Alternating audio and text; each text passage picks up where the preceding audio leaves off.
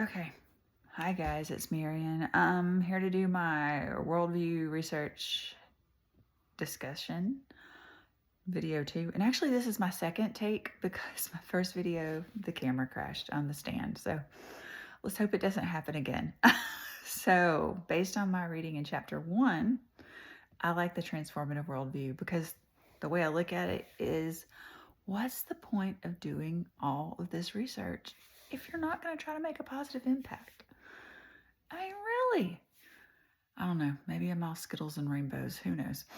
But typically in the transformative worldview, it is about all the qualitative data, but it can be, the basis and the stepping off point for quantitative data.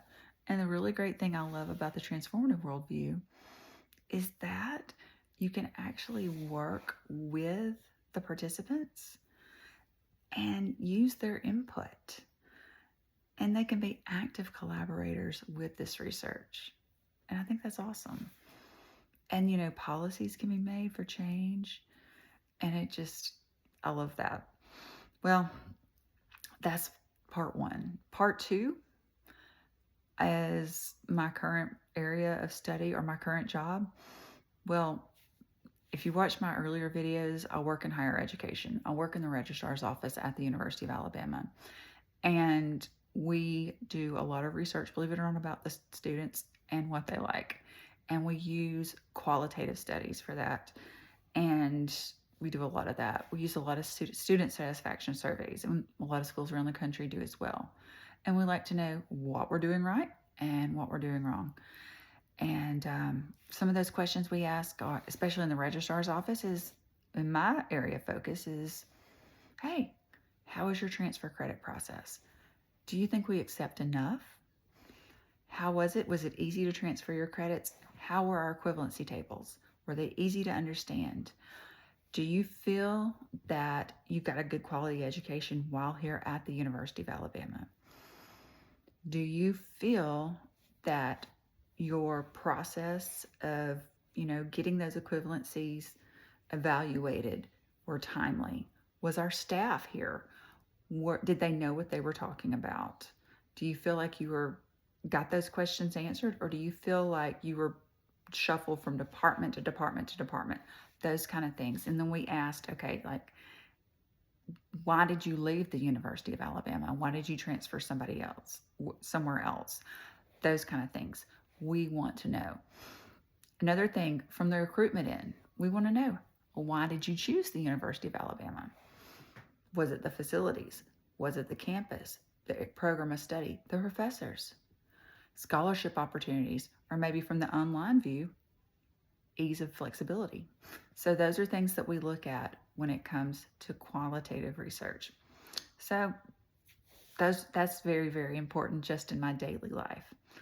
So another thing that we can say is, by using this data, we focus on the importance of whatever issue we are trying to study for our research. And this is an approach for exploring and understanding the meaning of individuals, to see what our human problems are or social problems.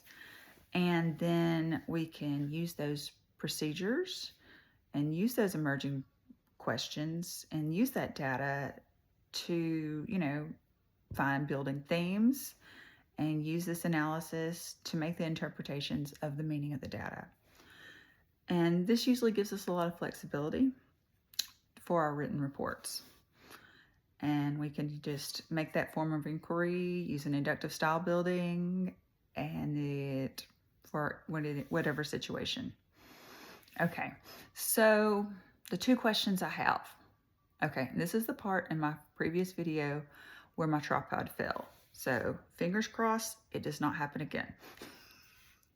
Question 1 I have, and I've seen it from other folks in the previous videos, so I'm sorry I'm repeating myself, but I really want to know. Can a person have more than one worldview? Inquiring minds want to know. And number 2, is there a more preferred or more used worldview in researching the area of human environmental sciences? just kind of curious about that. So that's all I have for this evening. Hope everyone's doing well in these classes, and let's just all make it through the end of the summer semester.